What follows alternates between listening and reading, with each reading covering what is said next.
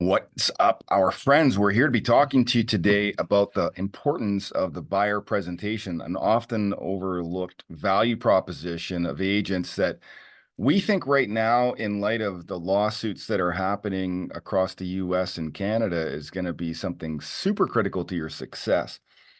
Certainly something that Ryan and I and our team have had great success with, not only in terms of improving the value proposition, the level of understanding that clients have with what it is that we do for them, but also driving up the average buyer commission per deal. Because all too often over the years, and I'm sure that you have found this as well, there can be discounted commissions, there can be deals where there's no commission being offered, and that can put you in an awkward position as it comes to getting paid. And so, in addition to talking you through this great buyer presentation and why we have this process, we want to share with you and dovetail into that how it's so deeply connected to making sure that you're getting paid. Brian, do you think I missed Mhm. anything on that intro?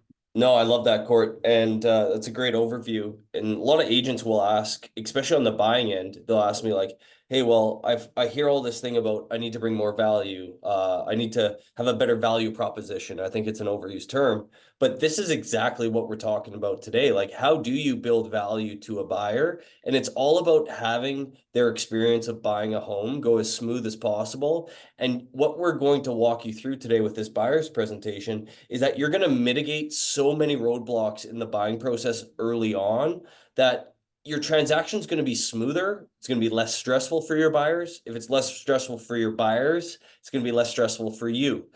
So a lot of it is being proactive with these conversations, educating your buyer ahead of time instead of just being a door opener and actually having yourself exposed to the market to not get a premium commission or what you're worth. And now with these lawsuits going on, it's going to be coming down the pipe here probably in the next year in Canada in our markets. This is going to be huge. This is going to be a foundational piece that I kind of took for granted because we've been doing this since 2018, 2019 with all of our clients. So now that things have changed and buyer agents are going to start to scramble, this is a great way, or at least a great starting point for you to start understanding how to add value and what your true value proposition is. Yeah, I'm going through this very process with a coaching client right now, Ryan, where we're just identifying exactly what the value proposition is. And I don't know about you, Ryan, but I remember when I first got into the business, I really had a hard time understanding how a new person to the industry had any value whatsoever. And I knew what the job of a realtor was from a beginner standpoint, but in my view, that was really like find properties, open doors, write contracts, close deals. I mean, that's probably what I would have said back in the early days. And you and I now have a much broader understanding of the important steps required to create lasting relationships and lots of referral business, of which you're the prime beneficiary of now. And so you're right. Having that process documented and doing it consistently is so important, but only after you understand what your value proposition is. And so, Ryan, question I have for you is, what's one or two examples of something that you now consider an important piece of your value proposition that you might have overlooked before or that you might have understated before? I love that. So, and this has shifted a little bit because the market now is a lot different from when I started. But we have to conduct our business with the lens of like, what do our consumers, our buyers, our sellers, our clients, how do they see value? And I think earlier on in my career, and I maybe had to be this way, I had the same process for every single client. And what I've learned now, especially with the markets changing and me needing a bit of a different toolkit, is like, hey, I should actually start by asking, what do my clients see value in, and how do they see easiness? And then how can I match my toolkit to them? And a prime example of this, and I say this example a lot of times, is like my 70-year-old sellers that have lived in their house for 40 years, they see value and convenience a lot different than a millennial first-time home buyer, right?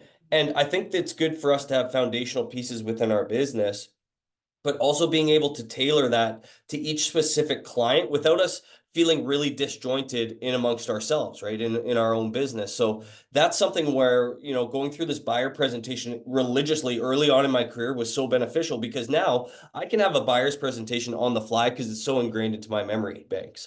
Now, Mm. for the folks that are watching this today, we're going to show you the entire buyer's presentation, give you all the information, and I want you to master this part of the process, because yes, a buyer's presentation may look different buyer to buyer to buyer, but you need to have a foundational understanding of what's involved and why it's important. So then you can then go and tailor it to those specific buyers depending on who you're working with. I know that's a long answer, but that's a huge piece that's made my life so much easier. I love that. Variability, flexibility, understanding, mirroring, matching. I mean, those are critical pieces not to be left alone. And one of the things that I think we also want to get into is making sure that the steps of the framework are followed. And I know what we're starting to talk here about the presentation and how we make that, but I think it might be wise just to back up and have all of our listeners understand that people need to know what's happening at every single juncture in advance of it happening. Okay. And if you think about it like this, think about your job as being an educator. Okay. Think about your job as being a storyteller. Okay. So people that are able to incorporate stories into their business, people that are able to take their buyers on a journey of self-discovery using high quality open-ended questions are going to have a much more successful time in business than somebody who just goes around telling, selling, and pitching. Okay. And so I want to set you up for success. So if you're listening, I want you to hear this and I want you to write this down. It starts at the very first phone call. Okay. And I do not care if it's your sister, your brother, your mother, somebody that you're related to, your best friend, or a complete stranger. The truth is that this is easier with complete strangers than it is with people that already know you. And so you have to be even more disciplined with people that already know you because they've already seen you not at your best, typically. Okay. And so it needs to look like this. You're having a conversation with this person and you're already starting to understand their need. Okay. So you're going through your qualifying questions, the who, what, when, where, and how. You're using your triangle of proximity that we've talked about in our other videos. If you haven't seen that, go ahead and check it out. And now you have a clear picture of what it is that they're looking for. Okay. And so the point at this stage is that we're going to tell a story now. Okay. So that we can go ahead and set the appointment. And that's using that triangle of proximity. This person that we're speaking to, another person that you've worked with in the past, or somebody at your brokerage has worked with in the past, and you, right? And so I might say, Ryan, you know what? One of the things that my clients really appreciate at this stage in the game, given that you have a house to sell and a house to buy, and I know that it's not happening for 6 months, but they just like to get an idea of what's happening in the marketplace, how it is that we dovetail sales and purchases together to make sure that nobody winds up homeless, and to give them an idea of what they can expect during that process. Now, I wouldn't be bringing any paperwork with me for that meeting, Ryan. Really just want to answer some questions. And as it turns out, I'm actually going to be over in your neighborhood this weekend showing some houses anyway. So why don't we schedule some time to get together for about 15 or 20 minutes? What would work better for you, Saturday afternoon or Saturday morning, right? So you'll notice there that I've told Ryan, using the triangle of proximity, what's of value here, right? I've told him that I'm going to be in his neighborhood. And I haven't asked him if he wants to meet. I've told him that we're meeting and I've asked him when, right? And so now we're meeting, okay? Like Ryan's going to say yes. He might have an objection or two, but already the client's thinking, hey, we're going to get together and meet and talk about something, okay? This is the beautiful part. I'm going to close Ryan to the meeting. This is the second thing that I want you to write down, okay? I want to get in the habit of giving people homework. And I know we've talked about this before, Ryan, where we give people, this idea that we have to assume a position of authority, not too much, but a position of authority in the same way that we would a teacher, a lawyer, an accountant, by giving this person some homework. And so if I'm meeting with Ryan Saturday afternoon, because that's the time that we've committed to, 2:00, let's say, I'm going to say, Ryan, I'm looking forward to seeing you Tuesday at 2:00. And in fact, what I'll do is I'll send you a wind-up video summarizing all this, Ryan. But in the meantime, do you have a pen handy? Mm-hmm. Okay, go ahead, write this down, Ryan. I'm going to need you to prepare for me 3 things for our meeting, okay? I'd like you to have with you a copy of your pre-approval letter from your mortgage broker, please. Just a simple email would be fine, nothing too serious, okay? We'll use that when we're going out and purchasing eventually when the time comes, and we can just make sure that the sellers know that you're pre-qualified. Now, the second thing that I'd like you to write down, Ryan, is a list of 3 things that you absolutely must have in this next house, completely non-negotiable. And then the third thing, Ryan, is going to be a list of 3 things that under no circumstances would you tolerate in any circumstance. Does that sound fair, Ryan? Yeah, that sounds fair. Yeah. Okay, fantastic. Ryan, again, I'll summarize this in a video message that I'll text you here shortly, but I'll look forward to seeing you and Sarah Saturday at 2:00 at your house, okay? Yep, sounds good. So I'm pre-framing this, right? Like Ryan knows what to prepare, okay? would have already told him why we're meeting, what we're doing during that meeting. Like that's all being laid out. We've got the time, he's got his homework. Okay. So in this meeting now, the client has an expectation of what's going to happen. Yeah, we're going to talk about these things. We're going to talk about the market. Yeah, I'm bringing a presentation with me. So Ryan, why don't you walk folks through how you would manage that? Now you're going to this person's house. In this case, let's say they happen to be a seller buyer. Maybe you Yeah, want to flip it to a first-time home buyer, but you go to the house or you go to the office, wherever you're meeting them. What's your process looking like at that point? love that. And I would just step back one other kind of, I would say, time frame and make sure that we're sending that video. And I know, Courtney, you had mentioned that, but that's an incredibly important part to this whole piece, that after the appointment is set, that you pull out this little supercomputer we all have in our pockets and just take a selfie monkey arm video, introducing yourself, confirming the time, the Mm-hmm. address if you're going to their house, or to Starbucks on 13th Ave if that's where you're meeting, or your office address, and Mm-hmm. then reiterate the homework, and then just say that you're looking forward to seeing them, right? The reason isn't, or I wouldn't say the value so much in your messaging on that, but it's them being able to see you Yep. and being like, holy smokes, this person's a real human being. Yep. And here's the kicker, guys. They will know who you are when you go to their door. They're Yep. not like looking out the window being like, oh, I wonder if that's the agent, or they don't come into your office and like awkwardly look around. That awkward meeting piece of it, that friction is gone immediately. I Mm-hmm. don't know how many times I've walked up to a door, right? First time I've sent this person a video and they greet me and it seems like they know me already. That's a Bingo. huge part to it. Mm-hmm. Um, so that's a big piece. Now, when we get to the actual property, say we're meeting this buyer at their rental or at their house or whatever the case is, I want to get to the kitchen table, all means necessary. That is numero one in priority, because if not, if you don't dictate where you are heading, you're going to awkwardly end up in like a living room situation. One buyer is going to be on the love seat, one buyer is going to be on the couch across the room, and then you're going to be like awkwardly sitting on a chair that they put for you. There's no proximity, there's no like formal meeting, right? It's just like if you go to any other professional meeting, like if I have to go meet with my accountant, like I go into a formal setting, whether it's at their in Yeah. their boardroom or at their office, right? Like it's formal, it's very clear where we're sitting down. So I Yeah. like to take control. There's not a ton of like, small talk. Maybe I comment about their dog that's, barking and going crazy or something, but I just really open it up with, oh, thanks so much for your time today. I really appreciate it. Why don't we just go grab a seat at the kitchen table, right? And it's very important to not take the reins, but assert like, hey, this is what we're doing. Because again, just like on our call, we're pre-framing what's coming. Through this entire presentation, we're going to be pre-framing what they need to be expecting in the market. So it's the same thing. It's like we need to get to some place where business happens. For a lot of folks, that's the kitchen table. And if they ask why, be like, hey, I have a little bit of a presentation on my laptop. I just want to make sure that when I do share it with you guys, that you can see everything. Yeah. Right. And there's always going to be yes, but that's a big piece, because if you don't take control of that, it can get awkward really, really quick. It's so important, Ryan, and just to underpin all of this, friends, we're educators, right? This journey of self-discovery is an educational one, and we're using storytelling intentionally here because people can relate to stories, right? People relate to stories better than they relate to being lectured facts, okay?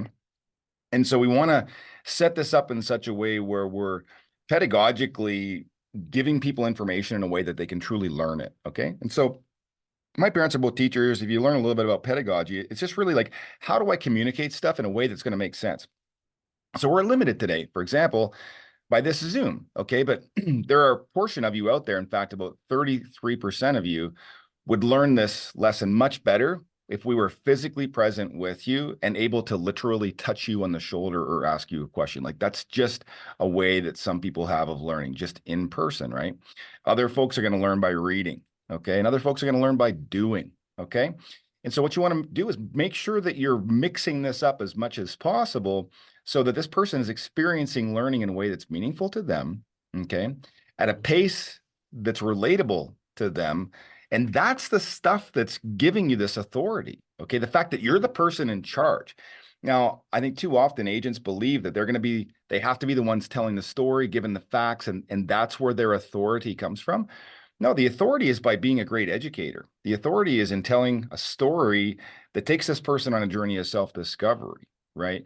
Using these different methods. One of the methods, by the way, is repetition. And so, we talked about pre-framing each of these next steps. I might have pre-framed what this meeting was going to look like on the phone. I know I would have, and then I would have pre-framed it again on the video message, right?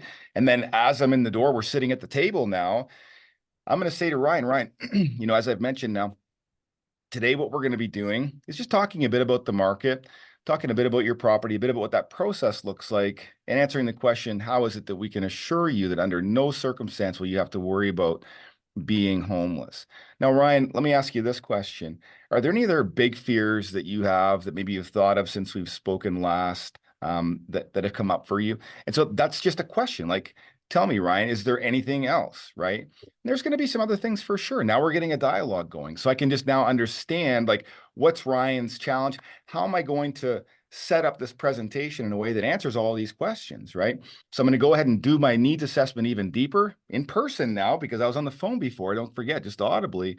And now I'm going to get some different responses from him now that we're sitting at his kitchen table. He's got an additional level of comfort. There's more trust there now, so he's more vulnerable. Or in person, like, it's just going to be a better experience. And then I can go into the presentation at the right time. And maybe for this person, it's the written presentation or the one on the screen.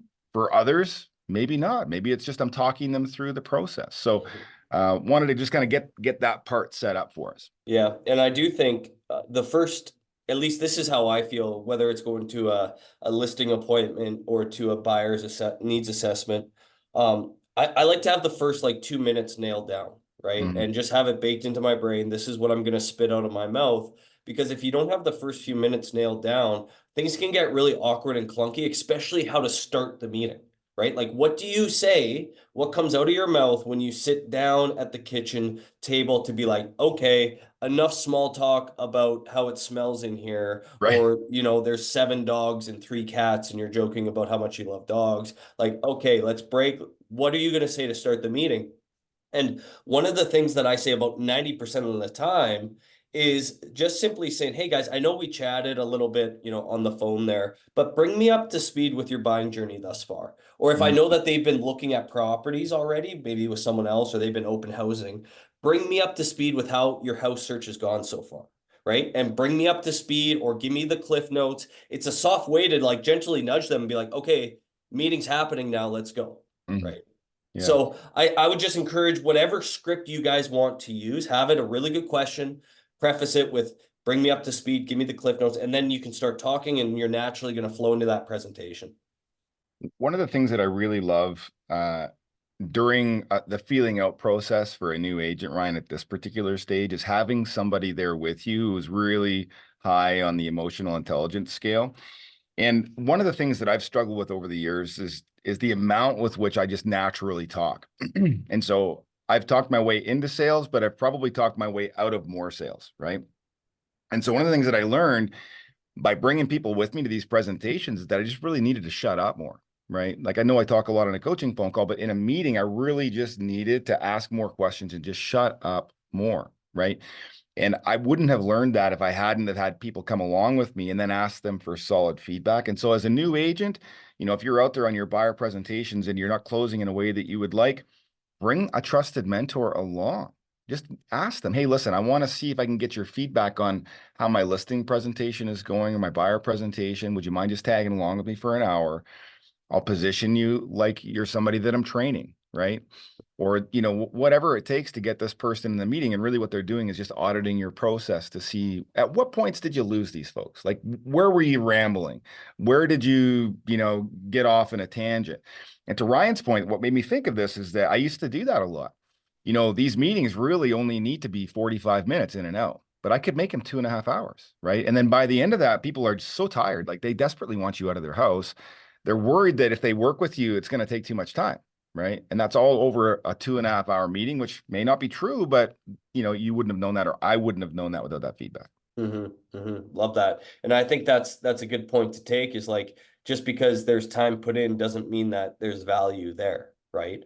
I know for some of my older sellers, the most value I can do is take them out to Tim Hortons for a coffee and talk about, the good old days. And they love that. They're like, Ryan, you're my guy now, right? So they don't want to talk about web syndication. They don't want to talk about funnels. They don't want to talk about social media, right? So back to my earlier point about customizing, I mean, we're going to give you guys the framework, but you still need to have that kind of intuitiveness of like, hey, am I actually connecting with these people that are sitting across the table from me? If not, how can I get that connection piece going?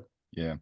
I think one thing to just detail, and it maybe goes without saying, but I'll say it anyway, is that what Ryan's talking about is peeling back and not using parts of his presentation. And that only works if your presentation is complete, full, and includes all of the massive value that you can bring to the marketplace. Some cases you're going to need all of it, right? But in many cases, you're going to need pieces of it, and you're going to cherry pick either as you're going through the presentation manually live with someone, or if you're just talking through it, you'll cherry pick the things that you need to suit them. So be aware that you can't cherry pick a toolkit that is incomplete. You need that built first. And that's one of the reasons why we have ours with us today. Yeah, and a good script to work in, or a good question to ask, especially if people maybe have been looking with at houses with another agent, is just simply to ask them like, hey, tell me about that experience. What are some things that you like, but more importantly, what are some things that you didn't like about that? Because then if you do know what your presentation is going to be about, they just give you the answer code. You now have the cheat code to true value for them because they've told you, right? Yeah, that's awesome, man. Yeah, I love that. Or when people are interviewing, always want to go last. One of my favorite questions is just, hey, so glad you've had a chance to meet with a few different agents. So tell me, what were you most impressed by, right? And what were some of the concerns that you had? Like, they've just told me what to talk about, right? Like they've completely laid out my presentation for me. The stuff they like, the stuff that they don't like. Do you think I'm going to go off on some tangent? It's my mission and detail line by line my presentation? No way. Like they've already heard two. They don't want to hear a third one in its full gory detail. They want to hear how I'm better. And so that's the stuff that I'm going to focus on. And I'm not going to diminish anybody. I'm not going to talk crap about my competition, but they're certainly going to see that they ought to work with me. And, most times I'm going to get it. Sometimes I won't, but hey, I'll have a fighting chance that way.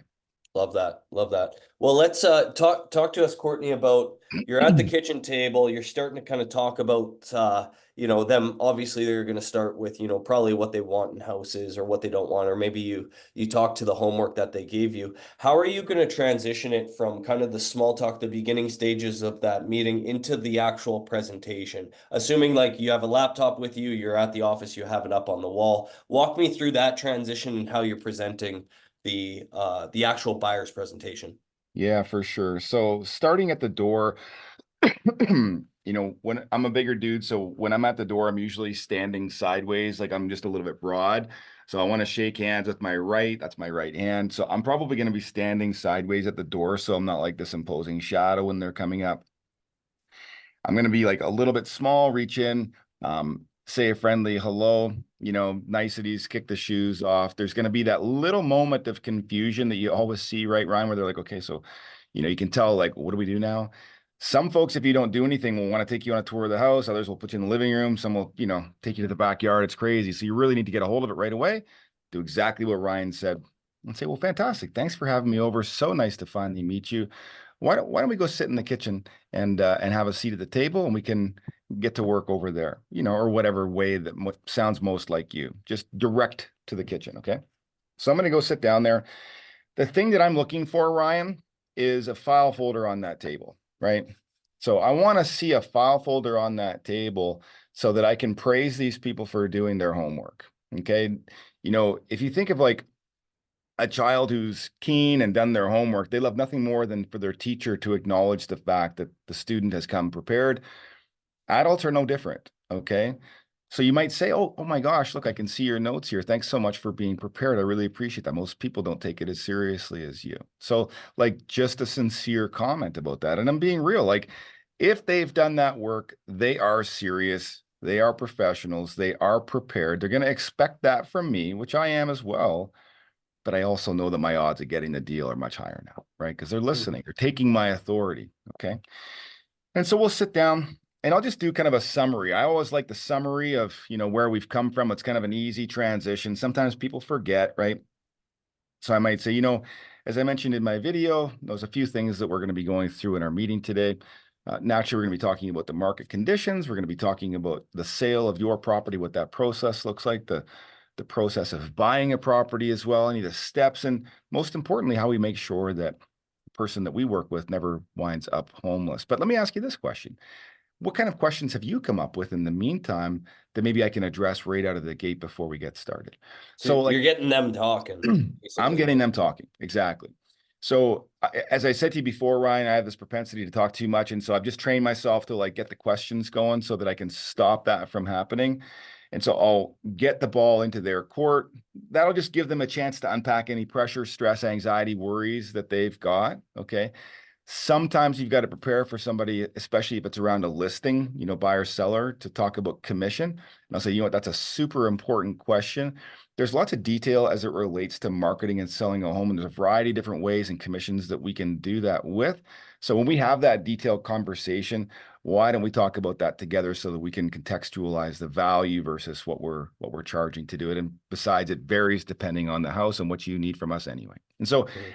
I can just put that one aside. So now, they're coming back with their questions, right?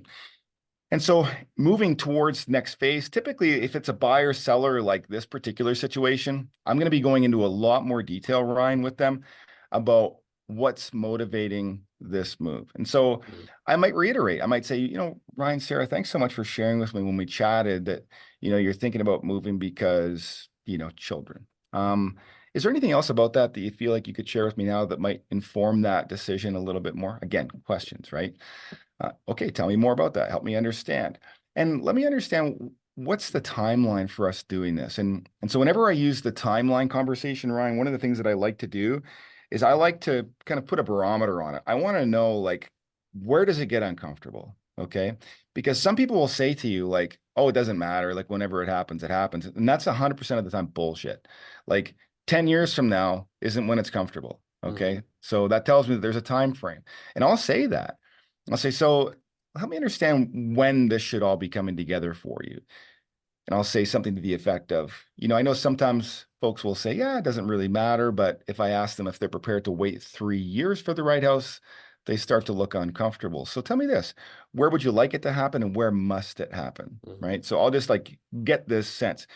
And friend, that's really, really important for us later on as we begin to suss out some of the risks that we're going to have with buyers and sellers and creating urgency and helping move the process along by helping them reconnect to their own timelines. Okay, so that's just one of those things where we're prefacing everything. Like we need to know timelines where it's comfortable and where it's uncomfortable because we're going to need to lean back into that in the future, most definitely. So I'm going to get started with timelines. Who else is involved? Is there anything else? What's important about this? The three things they love, the three things that they're absolutely not prepared to deal with. It's going to be basically just a summarization of a needs assessment. And that's really Mhm. what that first stage of the conversation is going to be, starting with that initial question.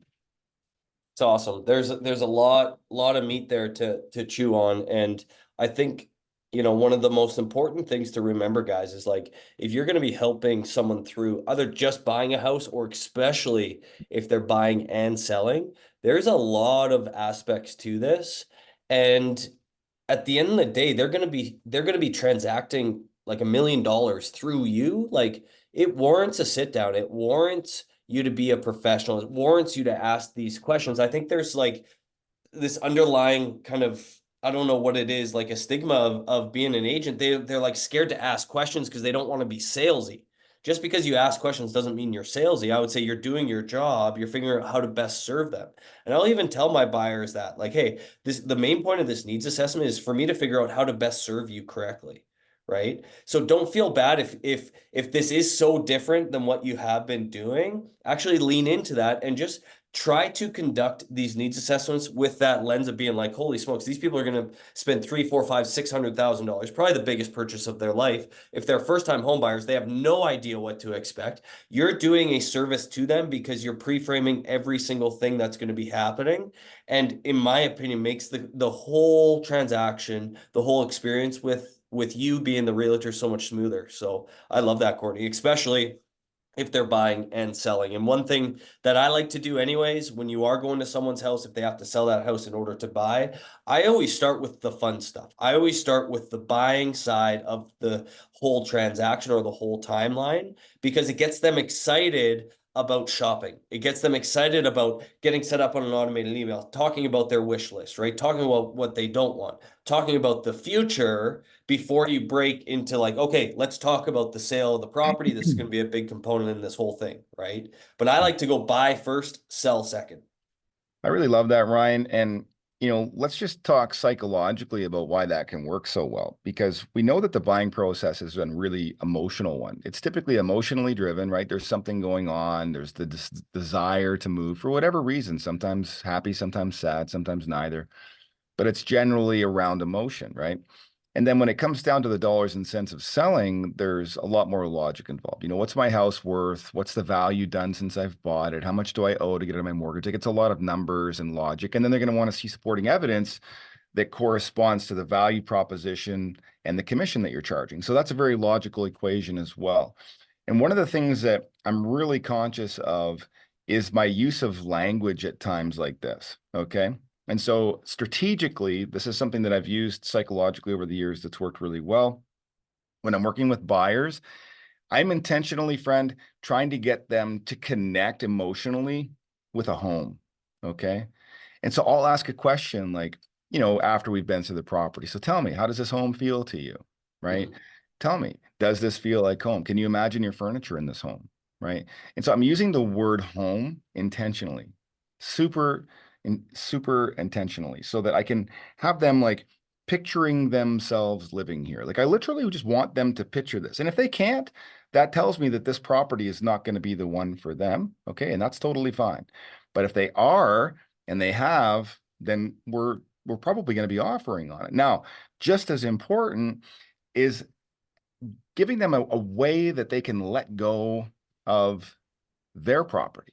Okay. Mm. Now, the Mhm. thing that I've learned is that if I call that their home and tell them how beautiful it is and how amazing it is, and tell me more about all the trees that you planted here with your children and where grandpa came over and planted the tree on his 90th birthday. Like, here's what I'm doing. I'm driving up the price of that home and having them lose motivation. Okay.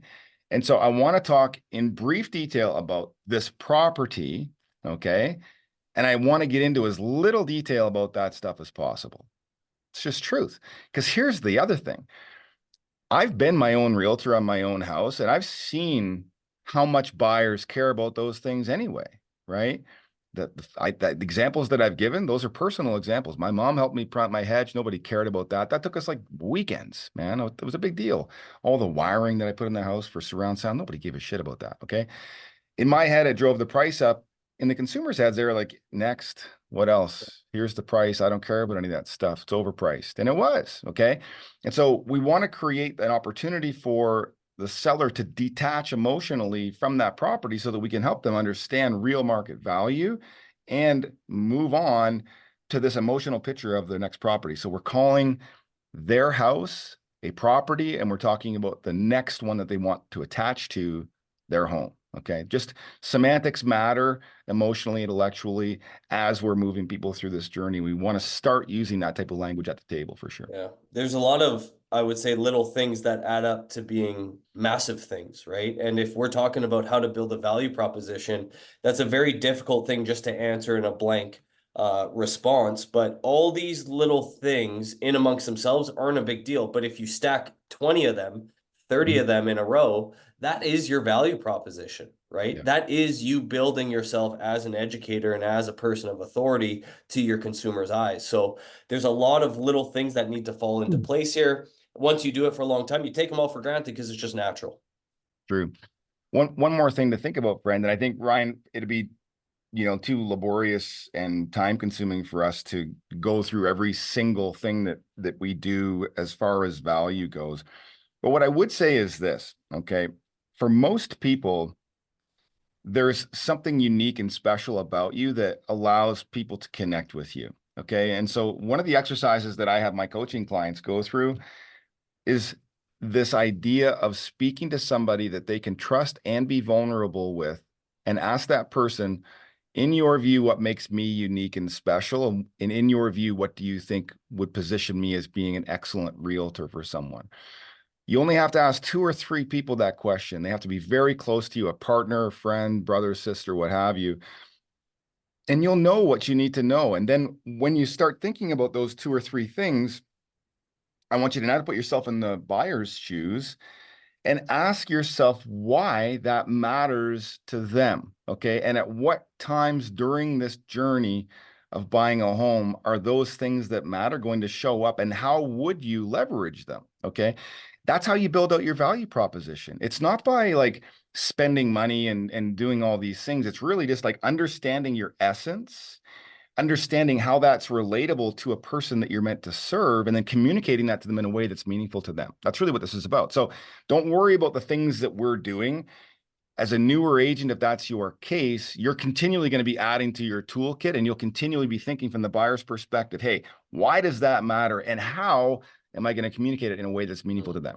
Super important. Love that. Love that. Talk to us, Courtney, about, and I don't know if it's useful for us to pull up the buyer presentation just to show you guys, but kind of how you would walk some buyers through that, the things that you would kind of nail down, and the things that you would speak to, how long it should be, et cetera, et cetera. Should I pull that up, or is that? Yeah, I'd love to pull it up, Ryan. Here we've got another 23 minutes, right? Is that right? Or how much Yeah. less than that, actually, isn't it? Yeah, whatever, 13, 15 minutes. Okay, sounds good. Yeah, I'd like to see it, and we'll go through it. And I will say that it depends who I'm speaking to, how long I'm going to spend on it. I recognize that, engineers, sometimes nurses, people with very logical minds are going to struggle with a marketing presentation that goes on too long. Okay. Mhm. And so for someone like that, I ought to make sure that I'm keeping it reasonably brief, high on facts, low on fluff, and moving through the process to the more logical stuff. Okay. Now, with somebody who's maybe new, a little bit more fearful, or somebody who's met a lot of real estate agents, I'm probably going to need to go a little bit deeper on the detail. Okay. And so there's a couple elements of this buyer's presentation that I'll share with our audience today, Ryan, that I think every buyer presentation has to have. Now, listen, friends, one of the things you want to think about is that this tool is not only meant to communicate to your buyer what it is that you're doing for them in terms of your service. It's meant to prompt you so that you don't forget to communicate the things that you're doing as part of your service. Because remember, at the end of this meeting somewhere, there's going to be a conversation that has a buyer's rep agreement with it and a commission agreement on it. And so we need to have them understanding very clearly what it is that they may be paying for. Okay. And that's what this is about. And so I'm always going to be talking about the needs assessment. I'm going to be doing that first, getting all my questions out of the way. Who's involved? When's this happening? What's important about that? Right. Making sure they understand the risk mitigation, their questions answered, their fears addressed. And then we're going to be moving into the presentation. So my transition would look like this. I'd say, Ryan, this feels like a really good time for us to go through a bit of a presentation that I've got for you. And so I'll be sitting, as Ryan mentioned in one of our other training videos, kind of like semi-adjacent to them. So either in the middle of them or kitty corner to them so that they can both see my computer screen. And I'll say, one of the reasons I like to go through this presentation, Ryan, is that it just makes sure that I don't forget to tell you about all the things that I'll be doing for you, and it'll highlight for you what you can expect from me. But Ryan, before we get started, the ultimate essence of what we're talking about here is the fact that, I'm applying for a job. And I want you to know that if I'm working for you, I'm saying no to working for other people. And here's how that manifests. Say, for example, a hot new property comes on the market. And as you probably know, Ryan, we've discussed, sometimes we may only have 4 or 5 hours to take action before we lose, right? Before a property gets buttoned up and goes under contract. And so we have to act very quickly. So communication is obviously going to be key for us. It's also really important that you trust me, but it's also really important that you recognize that when you text me, no matter if I'm at the dinner table or in bed, that I'm going to be responding, because we have this employer employee relationship. And there are many other people, Ryan and Sarah, who have asked me to come over and sit with them. And, we've had this conversation, but they're meeting with 2 or 3 different realtors, or, they're having a variety of people show them around. And I just say no to those folks because I'm not prepared to step away from family dinners for somebody who's not prepared to have me be the sole person working for them. Does that make sense to you guys? And they'll say yes. Fantastic. I really appreciate that. And I'm looking forward to working for you. So I'll interrupt there. That's so gold, because when agents do try to get buyer reps signed at needs assessments or after the first set of showings and they're struggling with it, they aren't having these tough conversations. I wouldn't even call them tough. They're just like very purposeful conversations and being like, hey, like this is an employee-employer like situation. I am working for you. I have your best interests in mind. And that means that I need something back from you too, right? So I love that. I just wanted to interrupt there, Court, but Yeah, and the way that I framed that as well, it's worth highlighting, and I would suggest that anyone rip this off. It's true, and you just might not think it's true, friend. And here's how it works. Listen, every single thing that you have said yes to in your life, you might not know it, but you have said no to something else. Okay, we only have so many hours in our day. Okay. And so if you've said yes to being here on this training today, thank you, but you've said no to something else, right? If you say yes to working with this family, you're saying no to something else. And so I'm very specific about it. And I'll just say, listen, if we're working together, that means that I'm saying no to another family. And that family might be somebody that I've met who is working with 2 or 3 other realtors. And I'm just not going to be that guy that's going to, float around for somebody that's not sure what they want to do. I'm not going to step away from my family to work with someone who's, not sure which realtor they want to work with. And I get the sense that you trust me, and I certainly would like to work with you. And so this is really what that's about. And I'll share with you what it is that I'll do for you both, Ryan and Sarah. And I'll get into it. So you can see I've framed that a couple different ways, and you can watch the recording to see which one works best for you. So Ryan, Sarah, one of the things that a lot of people don't talk about in our business are the many different ways that realtors can help. So one of the things, for example, you might decide after all this that you're getting frustrated and just want to work with new construction and buy a brand new house.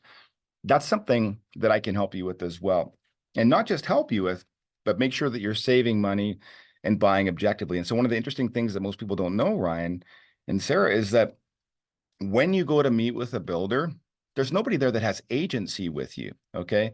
Those people that you're meeting with, they're often wonderful folks, but they have a relationship and a duty to represent the seller or the builder. So they're not there to help you get a smoking deal on the property. Truth is, the idea is to help you pay as much as possible on the property. Okay. And when you bring a realtor to the equation, here's what happens.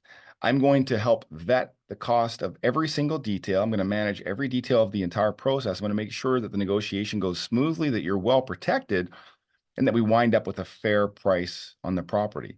And if we have to walk away, you'll know exactly why, and you'll have great advice and understand what the consequences of doing so are. Whereas in some cases, builders don't make it so easy, and they maybe incite fear in folks that maybe isn't necessarily true. So that's one thing.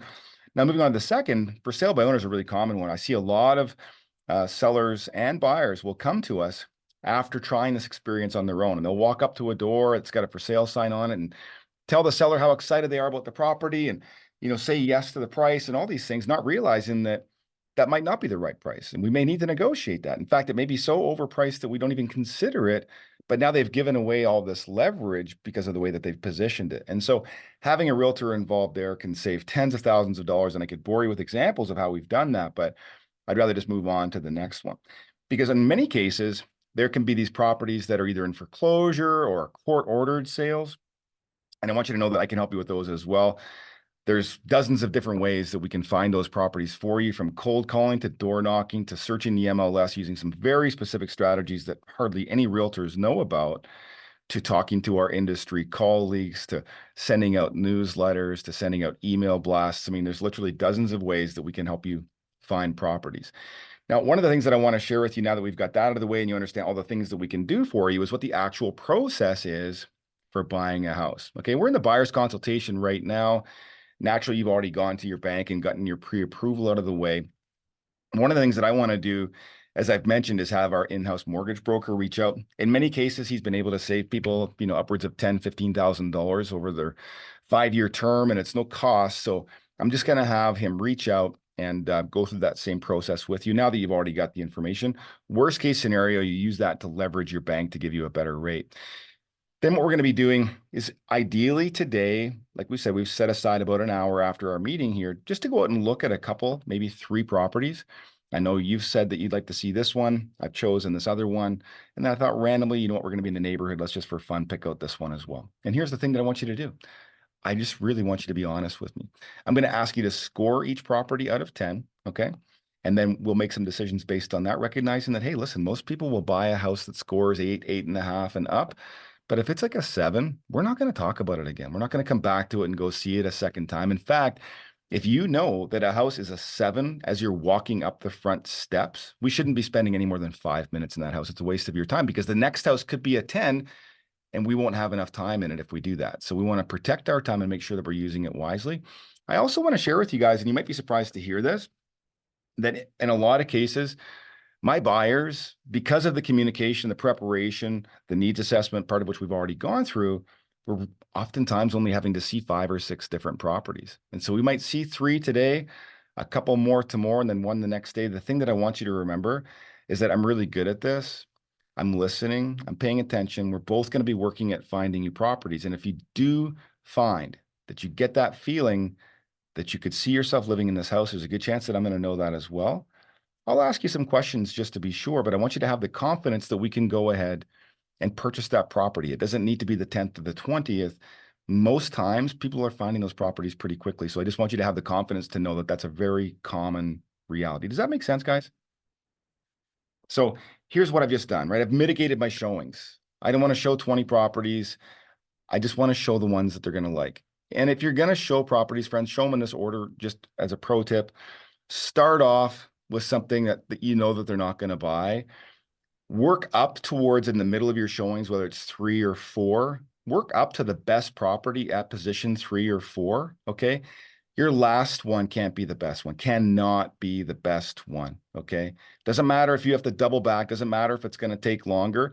If you show your best property last, you're setting people up to understand that, hey, listen, if we go out and see more properties, the last one that we see on that day is going to be the best too. And the last one on the next day is going to be great too. Like we need there to be that level of disappointment at the end so that the 3rd property or the 4th property, in the case of 4 or 5 properties being shown, are the best ones. The last one's not a dive, but just definitely not one that they're going to buy. I want to share that. You're basically just giving the buyers permission to move forward when they do find a good property. And there's not like some like unforeseen expectation that they have to look at 20 different houses, because one of the best things about this presentation going through it with your buyers is that they'll start talking like, oh yeah, my dad said we should look at 40 homes, right? Like the objections will come to up through the ground and smack you in the face already, which is amazing because then you can ask more questions about that, right? And you can speak to why that is not true because of the market or because of X, Y, and Z. And it will, in my opinion, just make all of these future roadblocks more into speed bumps. Yeah, love that, Ryan. Yeah, and I'll walk them through those remaining steps that you've got here, you know, the making an offer and so forth. They've already got a mortgage in this case, so I'll just blast past this stage. I'll talk about this if they haven't been pre-qualified or pre-approved in a bit more detail, but in this case, the scenario that I'm using, they have. At the bottom of that page, though, it is important that you highlight that. And I don't know if you could see that very quickly there as we went through it, but it's important that you communicate to your buyers and sellers what not to do, right? And so you just, in the run of a career, you'll be surprised the crazy decisions that people make, especially once they've gotten pre-approved. They think that it's like all said and done now. And what we know is that banks are going back in and looking one more time before they fund a mortgage. And if you've gone out as a consumer and bought a boat or an RV or a new truck or a new quad, like some people have, then a lot of times that pre-approval now is invalid, okay? Or the price is different. And so this work that we've done to get to the point of writing an offer now has been diminished because I didn't think to have this conversation right out of the chute. So really critical that you've got this in there. There's a lot of stuff to talk about, and if that wasn't there on the slide deck, hey, I might forget sometimes, okay? So as I'm going through this one, you know, I'll talk about the process of showings a little bit, viewing homes and so forth, how I schedule them. I like to do mine in 15-minute chunks, so like 1 to 2, 1:15 to 2:15, 1:30 to 2:30, and I'll chunk them up that way. Here's the thing that I'm doing when I'm showing properties. I'm not giving my clients sheets. I'm not even going to have them on my own. I'm going to have them on my phone, basic details. I can pull them up and answer any questions. Here's my number one question when I'm going into a property with someone. How does this home feel? That's all I care about. How does it feel? Nah, not too sure. Okay, cool. If it's a meh, then we're not talking about it a bunch because you're not going to live in a meh, right? So it's okay to dismiss properties, give people permission to walk away. Like they're looking for it. And so I want to talk about this stuff when I'm with people. We'll talk about the writing of the offer. I'll go through what the deposit is, versus the down payment. People are often confused about that. I'll talk through conditions. I'll talk through what terms are, inspections.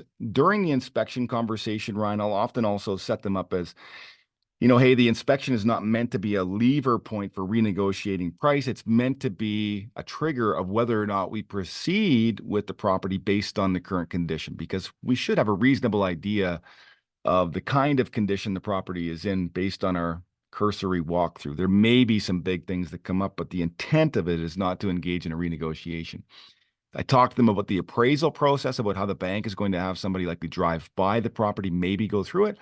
And then the final approval process, where not buying a bunch of expensive stuff is going to really matter a bunch. And then I'll talk them through closing, how the possession works, details of that, the fact that I'll be waiting for a call from the lawyer, the fact that I'll call them, and then once they've got permission to take possession, the property is theirs. Okay. So I'll Love walk. that. Yeah. Yeah, and at this point in the presentation, depending on how quickly you've gone through it, buyers might get a little eye glossy here. They might look at each other, be like, "Holy smokes!" And and I tell this to all my buyers, and usually at this point in the game, I simply say, like, "Listen, guys, it's my job to make sure that I take your hand and walk you through this whole process step by step. And if we need something from you, or if I need something from you, I'm going to be telling you well ahead of time. So don't worry about that. It's my job to make sure that we're hitting all of our deadlines. This is the typical framework of a deal, but just know that's my job to make sure that we're checking all our boxes as we go. So I'm Yeah. giving them reassurance is what I'm doing. Absolutely. You're taking a big weight off their shoulders. I mean, it's like any webinar that you've ever watched. I mean, they'll explain to you like how confusing the thing is, and then at the end they'll tell you that they'll do it for you for a price. Yeah. And it's not different, friends. I mean, that's what we're doing. We're talking about the things that we're going to be doing here. So we go through the financing, the acceptance, and all this stuff again, conditions and so forth, circling back, doubling up, asking them if they have questions.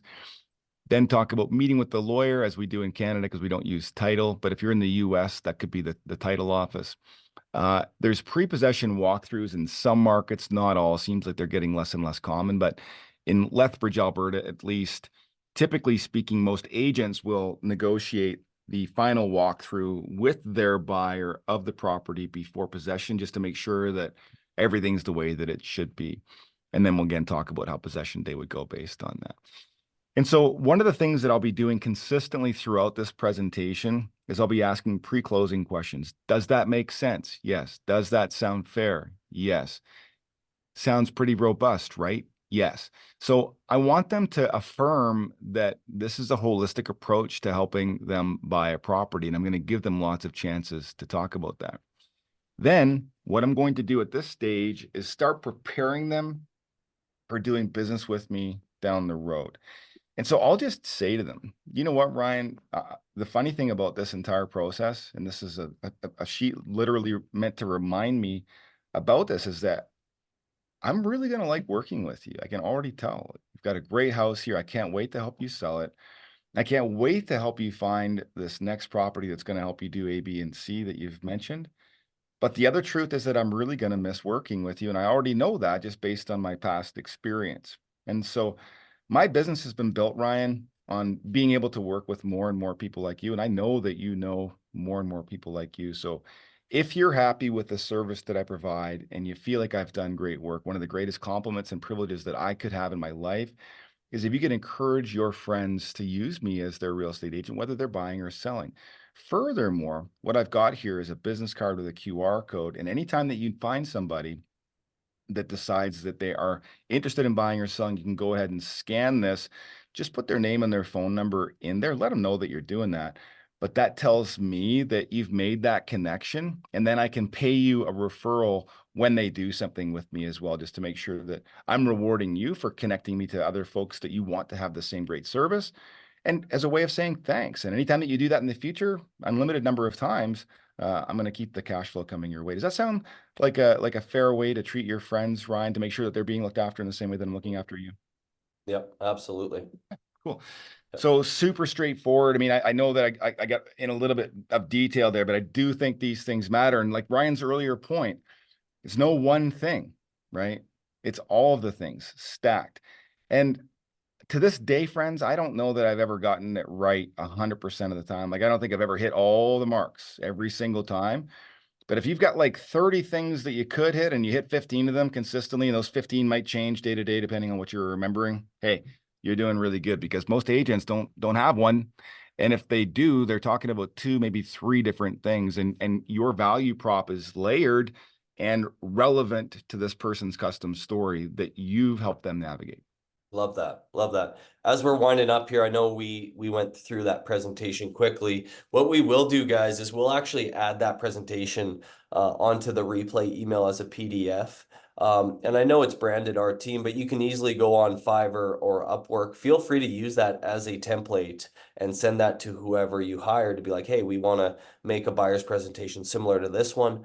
Make sure you have those frameworks in there, because it does work. And like Courtney said at the beginning, it's more of a reminder for you to figure out, oh, I need to talk about this now. So hopefully that was helpful, guys. Really appreciate you guys coming. Any closing thoughts, Court?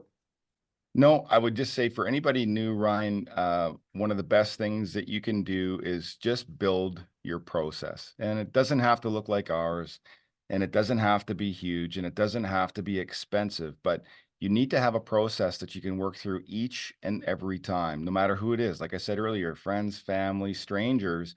And then you'll get into a cadence of understanding, hey, this is my toolkit. This is how I communicate it. That's the objection. That's how I manage it. And when you come with that level of predictability, the beauty is that you can spend no energy in your subconscious mind working on that. That's just coming. Like those words, those objection handlers, like that's just flowing now because you're so well practiced. You can spend your conscious energy thinking about subtle details about the situation. Oh, I wonder about this. And you'll still be talking, and you'll be thinking, in your conscious mind about where you're going in the journey. You can only do that when you have this process nailed down and you've got it well practiced. So do that. Just practice, practice, practice, practice. Use this as a tool. And then the rest of it becomes so much easier. Master your craft, right? Love it. 100%. Yeah. All right. Well, thanks for coming, guys. Appreciate it. And we'll send out a replay email with that attached. You guys have a good day. We'll see you.